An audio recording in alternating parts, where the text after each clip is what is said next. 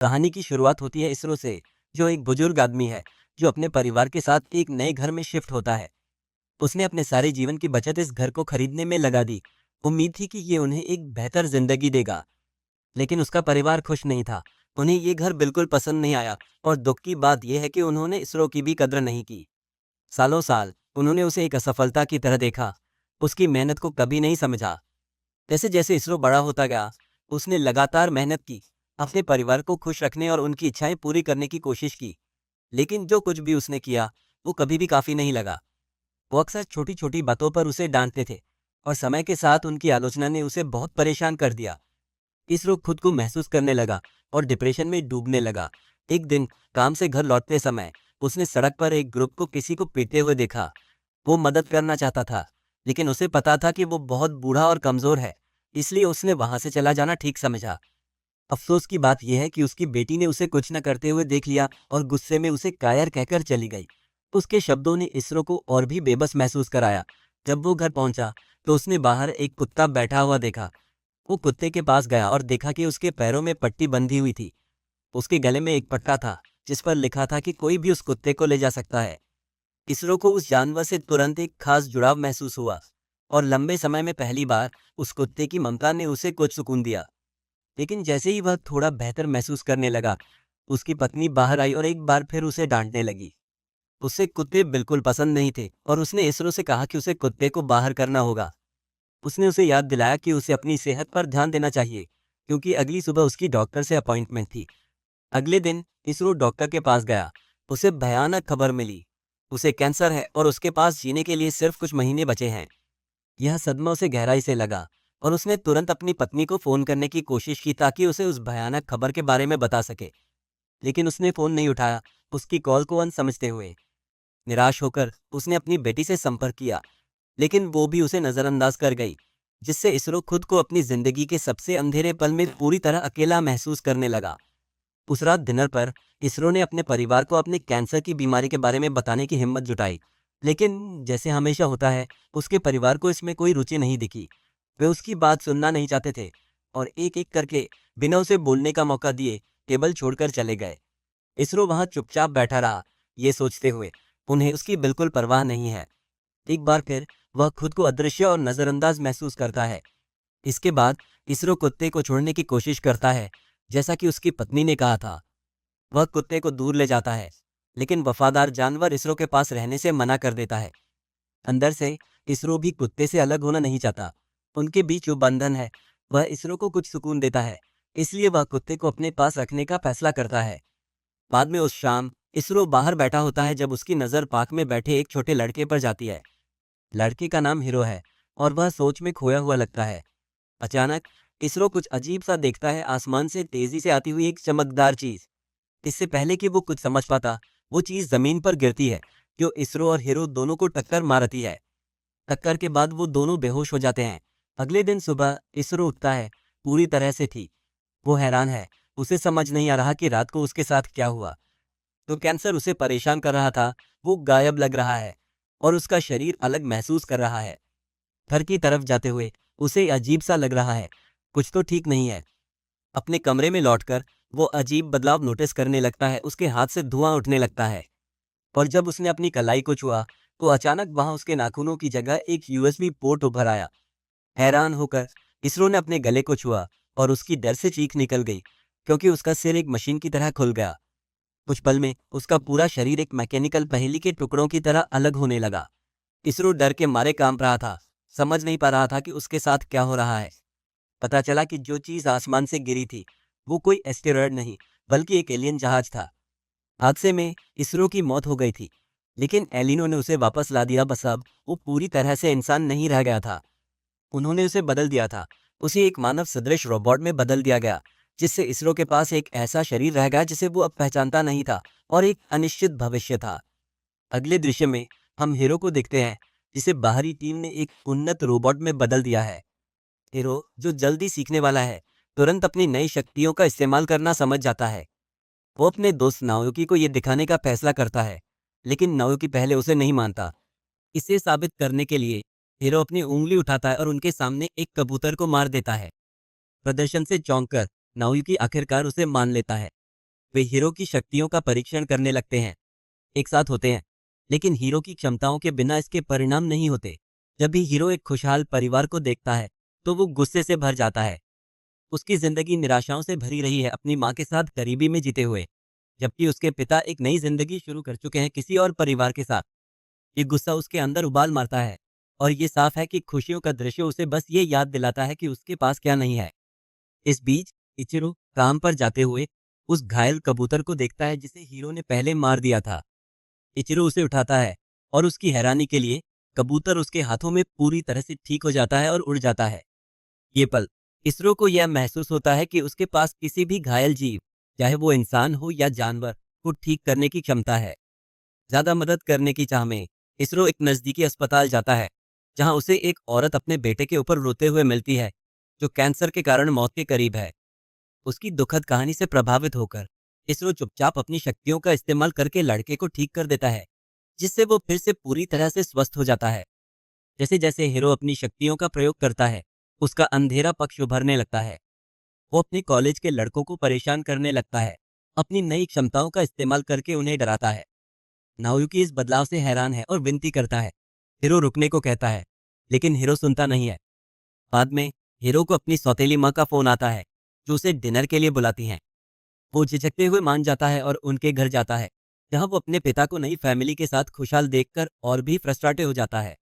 उसे उनके सभी अपने पिता, सौतेली माँ और उनकी परफेक्ट जिंदगी को नष्ट करने की जलती हुई इच्छा होती है। लेकिन आखिर में वो खुद को रोक लेता है और चला जाता है। फिर भी उसके अंदर की गुस्सा और निराशा बढ़ती रहती है। घर लौटते वक्त हीरो की निराशा एक ऐसे मुकाम पर पहुंच जाती है जब वो एक और खुशहाल परिवार को देखता है। इस बार वो खुद को रोक नहीं पाता और गुस्से में आकर पूरे परिवार को मार डालता है। लेकिन ये यहीं खत्म नहीं होता। हीरो एक हत्या की लहर शुरू कर देता है, शहर भर के परिवारों को निशाना बनाते हुए।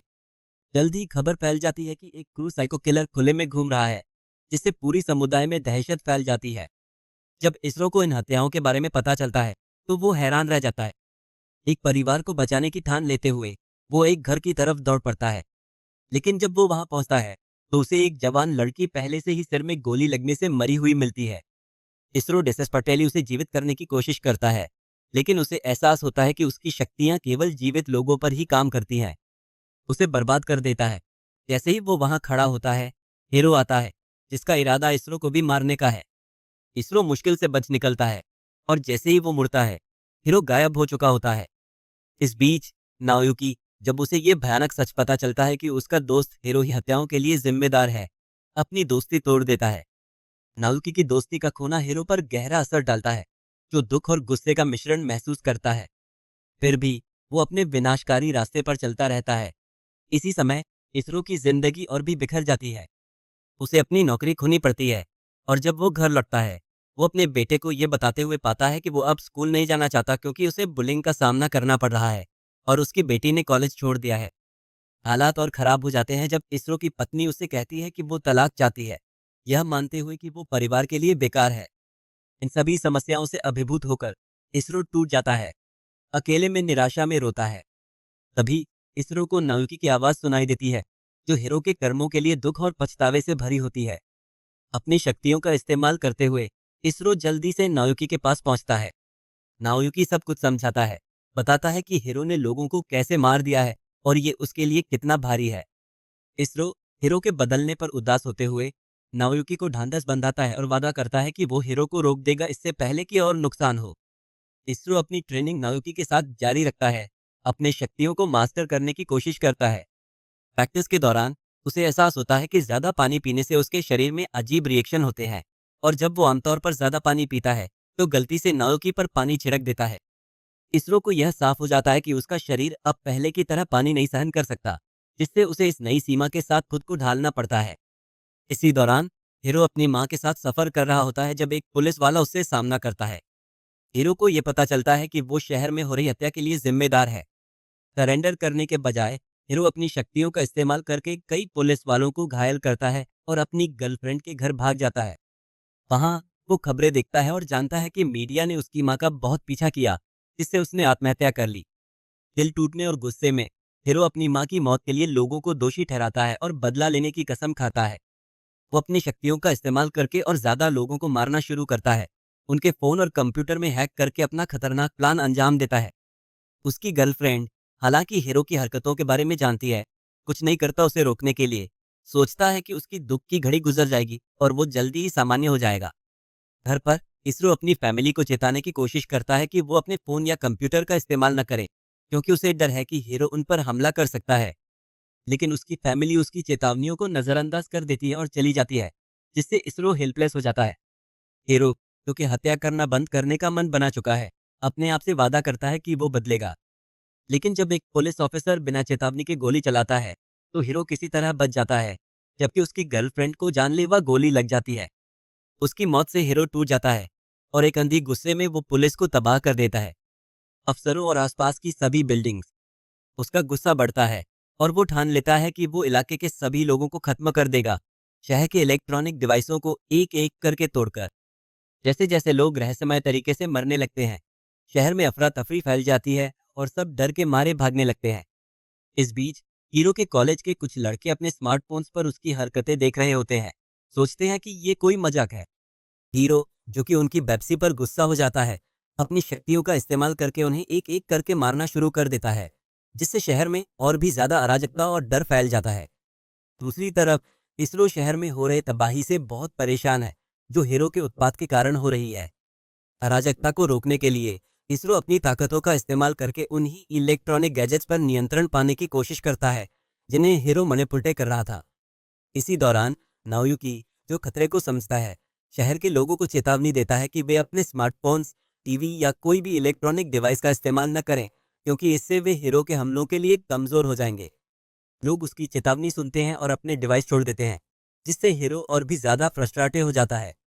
गुस्से में हीरो एक बड़े पैमाने पर हमले की शुरुआत करता है शहर पर। इस हमले के दौरान एक मिसाइल उस इमारत पर गिरती है जहां इसरो की बेटी है, जिससे वह बुरी तरह से घायल हो जाती है।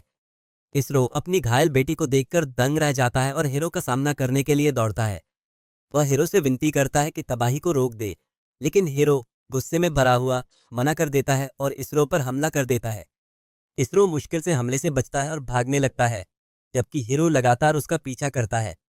भागते समय एक हेलीकॉप्टर उनके बीच उड़ता है और हीरो अपनी शक्तियों का इस्तेमाल करके इसे गिराने और पायलट को मारने की कोशिश करता है। लेकिन इसरो एक नायक की तरह पायलट को समय पर बचाने में सफल हो जाता है। गुस्से में हीरो इसरो का पीछा करता रहता है और दोनों के बीच लंबी और तीव्र लड़ाई होती है। जैसे जैसे लड़ाई चलती है, इसरो को एहसास होता है कि हीरो उसे कहीं ज्यादा ताकतवर है। हीरो को सीधे हराने में असमर्थ इसरो उसे थकाने की कोशिश करता है, किसी मौके की उम्मीद में। आखिरकार हीरो थक जाता है और अपनी ताकत वापस पाने के लिए पानी पीता है। हालांकि पानी का हीरो के रोबोटिक शरीर पर प्रतिकूल प्रभाव पड़ता है, जिससे वह धीरे धीरे कमजोर होने लगता है। हालांकि पानी का असर पूरी तरह से होने में समय लगता है, हीरो फिर भी इसरो पर हमला करता रहता है, उसे स्पेस में खींचते हुए। उसे मारने की कोशिश में जैसे ही हीरो इसरो को खत्म करने की तैयारी करता है, पानी अपनी कीमत चुकाने लगता है। हीरो कमजोर पड़ जाता है और इसरो मौके का फायदा उठाते हुए एक जोरदार आखिरी हमला करता है। हीरो, जो ठीक होने में असमर्थ होता है, उस हमले से मारा जाता है। हीरो की हार के बाद इसरो जल्दी से अपनी बेटी के पास लौटता है, जो मौत के कगार पर है। उसकी जिंदगी हाथों से फिसल रही है। लड़ाई का बोझ और इसरो पर इसका असर साफ नजर आता है जब वह अपनी बेटी को पकड़ता है, जो सब कुछ होने के बाद बुरी तरह से टूट चुका है। इसरो अपनी शक्तियों का इस्तेमाल करके अपनी बेटी को ठीक करता है, लेकिन फिर एक भयानक मोड़ आता है जब हीरो, जो अभी भी जिंदा है, अचानक वापस आ जाता है। हीरो इसरो पर हमला करता है, उसे बुरी तरह घायल कर देता है और उसकी बेटी पर गोली चला देता है, जिससे उसकी हालत और खराब हो जाती है। फिर एक क्रूर कदम उठाते हुए हीरो इसरो की बेटी को पकड़ लेता है और उसे बिल्डिंग से फेंकने लगता है। उसका इरादा उसे एक बार और हमेशा मारने का है। इस समय इसरो की हालत बहुत खराब है, लेकिन अपनी चोटों के बावजूद वह हार मानने से इनकार कर देता है। उसके अंदर डेस्परेशन और गुस्सा बढ़ता है और वह हीरो से गुजारिश करता है कि उसे मार दे और उसकी बेटी को बचा ले। हीरो, जो बदले की भावना से प्रेरित है, बदला लेने के लिए इसरो की गुहार को ठंडे दिल से नजरअंदाज करते हुए वो लड़की को इमारत से फेंक देता है। इससे इसरो के अंदर कुछ गहराई में जाग उठता है। उसकी छिपी हुई सुपर पावर पूरी तरह से जाग जाती है। गुस्से और नई ताकत के साथ इसरो कार्रवाई में कूद पड़ता है और हीरो को एक क्रूर और अंतिम लड़ाई में हरा देता है। जैसे ही उसकी बेटी जमीन की ओर गिरती है, इसरो उसे तपत समय पर पकड़ लेता है, उसकी जान बचा लेता है। हीरो को आखिरकार हरा देने के बाद इसरो अपनी आखिरी ताकत का इस्तेमाल करके अपनी बेटी को पूरी तरह से ठीक कर देता है। वो पूरी तरह से हैरान है और उससे पूछती है कि उसने ये सब कैसे किया। इसरो अभी भी सब कुछ को समझते हुए वो खुद ही जवाब देता है, मैं बाद में बताऊंगा, और फिर दूर उड़ जाता है। उसे देखकर वो हैरान रह जाती है। अगले सीन में न्यूज़ रिपोर्टर्स बताते हैं कि कैसे एक फरिश्ता लोगों को हीरो के आतंक से बचाता है और इचिरो को हीरो माना जाता है।